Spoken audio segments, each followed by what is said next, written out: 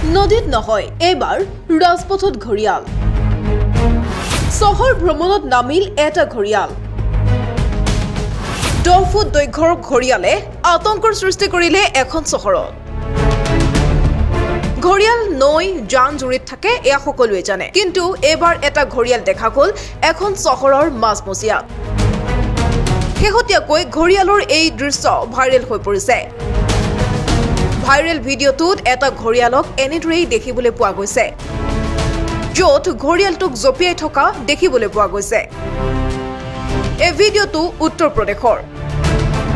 জানিব পৰা অনুসৰি এটা 10 ফুট দীঘল ঘৰিয়ালে খালৰ পৰা ওলাই আহি উত্তৰ প্ৰদেশৰ এখন চহৰৰ এলেকাত প্ৰৱেশ কৰে ইয়াৰ পিছতে ৰাইজৰ মাজত আতংকৰ সৃষ্টি হয় কোৱা হৈছে যে এই ঘৰিয়ালটো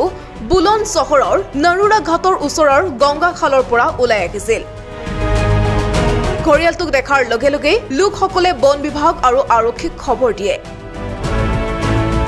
লগে লগে বন বিভাগ আৰু আৰক্ষী ঘটনাস্থলীত উপস্থিত হৈ আৰু ঘৰিয়ালটোক উদ্ধাৰ কৰি এৰি দিয়া খালত